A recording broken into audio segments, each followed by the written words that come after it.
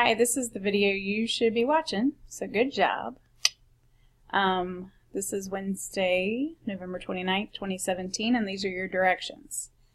Whether you have a sub or not, I need you to listen to these directions and know what to do. First of all, you will notice that today you're supposed to be working on characterization, so it says day 3, 2 options, choose one. Before we get into the options, based on the work that you turned in yesterday, I think we need to go back over some characterization stuff. So if you have your old notes, that'd be awesome. Otherwise, oh, lo and behold, here they are.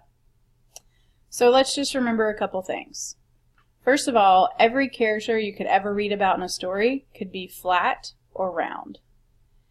A flat character doesn't really have a lot of complexity or depth. A flat character, you don't know a whole lot about them, except maybe just appearance or a couple surface details. A round character could be complicated. They might have traits that are somewhat good and somewhat bad, and they counteract each other a little bit. So it's not about main character or minor character, it's just the complexity of the characters. Yesterday in the story you read, the mother and daughter story, the mother was definitely a round character. She had very different personality and appearance descriptions, and the way she acted and the way she presented herself was very complex and kind of quirky and interesting, and maybe the daughter was a little more flat. So I'm not sure we understood that, but Mrs. Moreno was very vivacious and always wearing weird costumes and speaking in these weird stories, and that's kind of a complex character.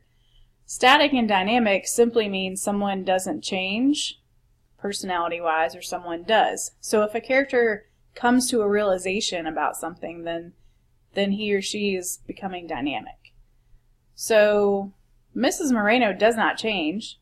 That's who she is. She's always going to be who she is. So she was more of a round, static character. And the daughter, who is just always very self-conscious, was more of a flat, dynamic character who learns to appreciate her mother. So where that should have been on your bubble map that you were looking at all these different types of things to make a judgment about was kind of where we put the one about the dog.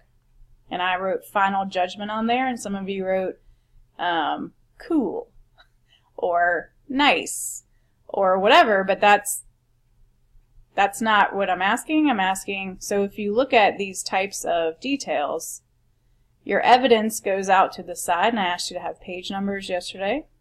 Your evidence from the actual story goes out to the side, and you come up with a judgment based on all that.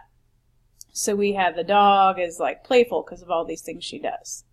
We had literally the words evidence, judgment. So when I say look back at your notes, this is what I'm talking about.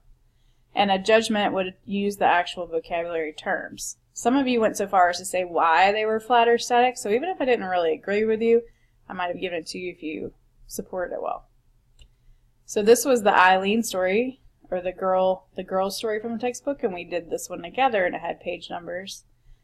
I bring this up because, one more time, we're going to try this characterization thing if you choose option 2 today.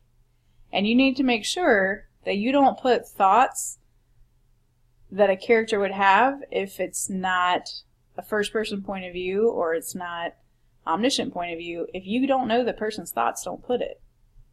But if you don't know their thoughts, you should definitely know what kind of things they say or how they act or how they look. There should be a lot of things for actions and a lot of things for words generally, because if you're just indirectly characterizing, somebody might write a whole lot about what someone does, and then you make a judgment. So your judgments need to be words that you come up with based on the evidence. Okay.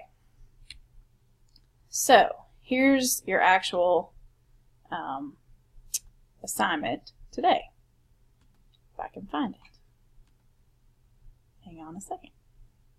Oh gosh. Technical difficulties. Okay, sorry. If we had a little panic, This is the assignment you need to actually think about today. You have a shorter class period today. Some of you read slower. If it has already been more than 5 minutes into class, you're already behind because this video is now at 5 minutes 14 seconds. So you have two options today. One is to read a longer story and just answer the questions. There's 14 questions. Answer the questions on the Google form. That's option one, the smallest dragon boy, and it's mostly comprehension, but then you're going to, at the end, kind of answer some questions about his character. Option two is a much shorter story. It's only like 2 pages. There's 15, 14 questions with that, and a little characterization map that you do about either the little girl in the story or the mother. Okay, the rice sandwich story, there's a little girl, there's a mother. You create a bubble map about the little girl or the mother. It's on your own paper, or it's on something you create. One more time, you have a shorter class today, so think about, it might just be easier to do it on paper and turn in the box. So whichever you choose, there's a Google form for part 1, and it says option 2 part 1. At the end you submit it. You only get one shot. You got to submit it before the end of class. Submit it before the end of class. Submit it before the end of class. That's option 1. I'm sorry, it's option 2 part 1. The part 2 is the bubble map that you also create. Okay? Option 2, or I'm sorry, whatever it is, I don't know my numbers right now, it's late. Option 1 is the longer story, the smallest dragon boy. You just answer the questions.